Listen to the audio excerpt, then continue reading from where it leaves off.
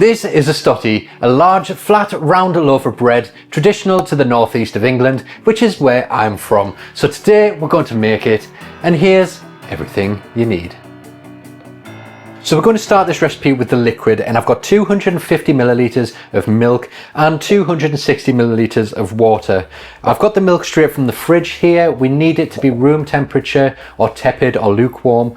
So I'm going to place it into a pan along with the water, and then we'll place it over a gentle heat until it's just about room temperature. We'll then remove it from the heat, and then a good way to check if you've got the temperature right is to dip your finger in. And if you can't feel a change between the temperature of the liquid and the temperature of your hand, then you know you've got it just right.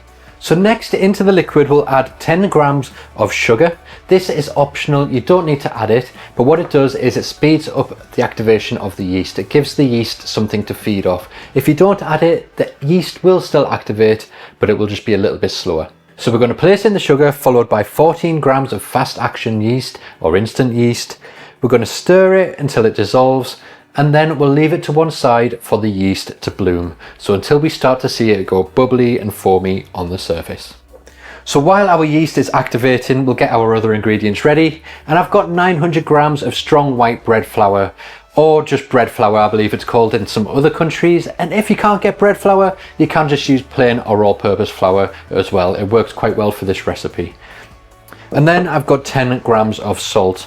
So we're going to place the flour into a large mixing bowl, followed by the salt, and then we're going to make a well in the center. So by this point our yeast is nicely activated.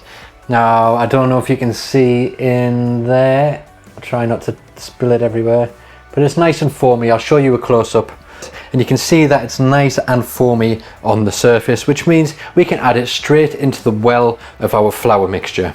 Next we'll place in 30 millilitres of oil. I'm using olive oil, and then we'll mix everything until it comes together to form a dough. Once it gets to a certain point, it'll be harder to mix with a fork or spoon, so you can just get your clean hands straight in there. And just keep mixing it until you can no longer see any dry flour.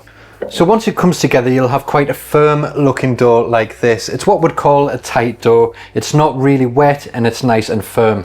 And actually, fun fact, I recently learned that the word stottie originally means to bounce.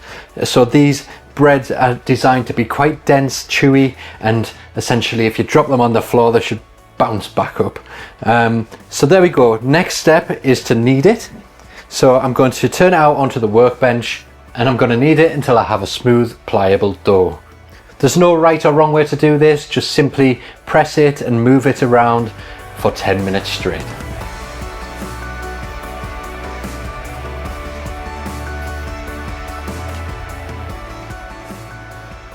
And once your dough is ready, you can then place it back into the bowl. We'll cover it with a damp cloth and leave it in a warm place to rise for around 1 hour, or until it doubles in size. So now, as you can see, the dough has doubled in size, and the next thing to do is to turn it out onto the bench, and we want to knock out all of those gases and the air that has built up in there. So we're just going to tip that straight out, and then we're just going to press it down with our hands until it shrinks back to the original size. So now that that's done, we can move on to the shaping.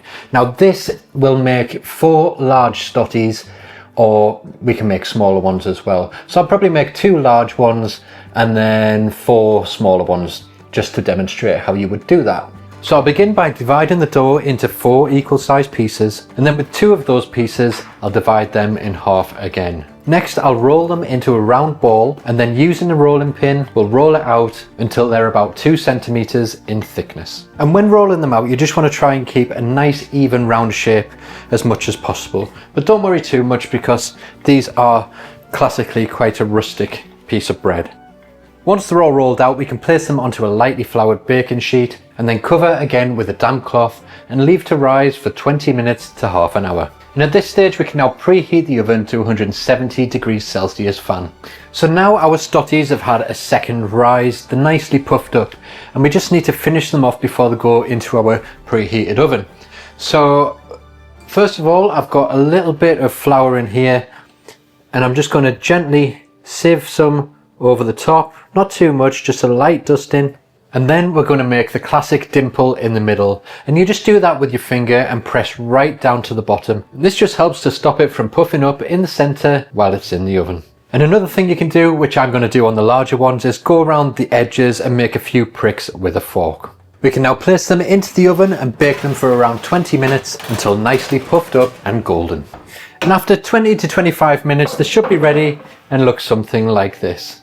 So when they first come out, they will be quite puffed up, but they do settle down a little bit because we want them to be almost like a semi sort of flat bread that's quite dense and heavy. And it's dense and heavy for a reason, and that was to fill up the workers so that a nice solid lunch to keep them working on the ships, the mines, whatever, the factories, wherever they were working, it kept them fed all day. So now we're going to place them onto a cooling rack and leave them to cool.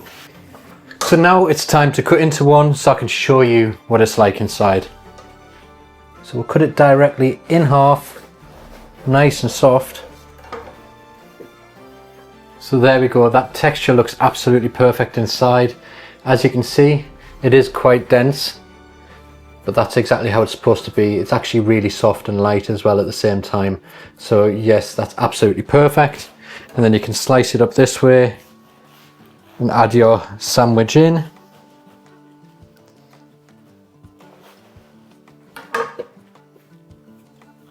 Perfect. So there you go, that's how you make the perfect homemade stottie or stottie cake as they're also known. I hope you enjoyed this one. Thanks for watching, hit subscribe if you haven't already, and I'll see you in the next video.